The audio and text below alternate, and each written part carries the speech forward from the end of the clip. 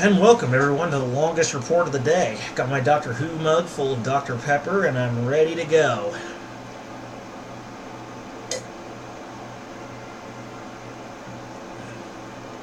So according to our Lord and Savior, Ron Paul, Congress is working on a de facto gun registry. Ron Paul, former U.S. representative and apparently messiah, is warning us that Congress is creating a de facto gun registry that will violate our Second Amendment rights. The House of Reps recently passed legislation requiring gun salesmen to background check every potential buyer. Which doesn't sound so bad on the surface, but once you get into the minutia and the meat of it, yeah, it turns out it's actually pretty dirty. According to Ron Paul, the bill has a section purporting to bar creation of national firearms registry. However, the expanded background check system will require the government to compile lists of those buying and selling guns. In other words, it creates a de facto national gun registry. Damn.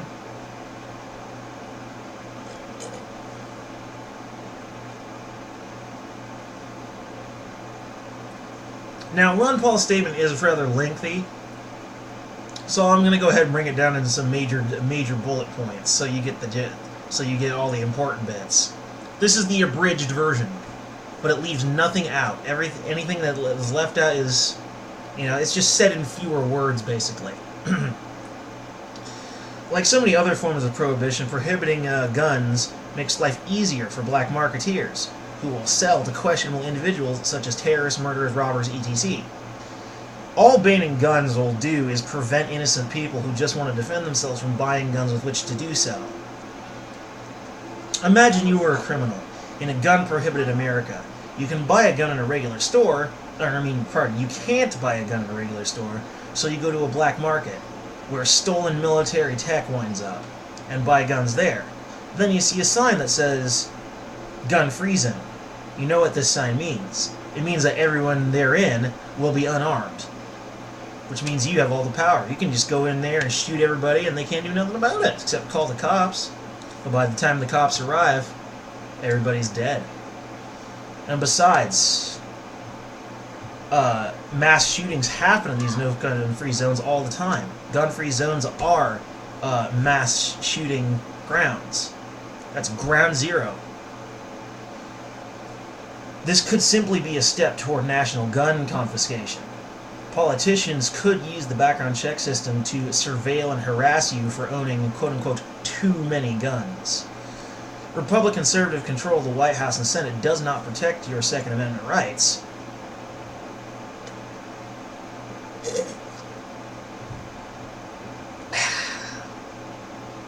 The Republicans have a long history of claiming to be pro-gun, but then create compromises with Democrats, such as red flag laws, i.e., taking guns away if a person's behavior is perceived as being violent, with a very arbitrary standard for violent behavior, as in, like, a neighbor or a spouse or even coworker can simply say that they felt threatened.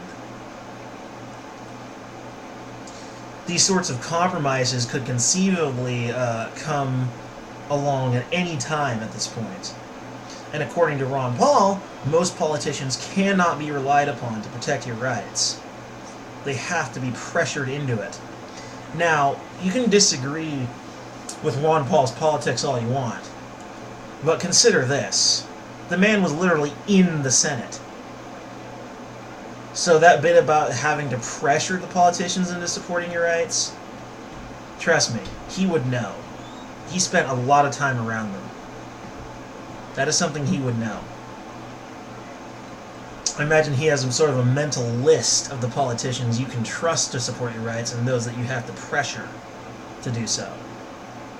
Bottom line is, both of the parties in the two-party system are corrupt. The Democrats are more obviously corrupt, and the Republicans are just more subtle about it. But they're corrupt too. They absolutely are.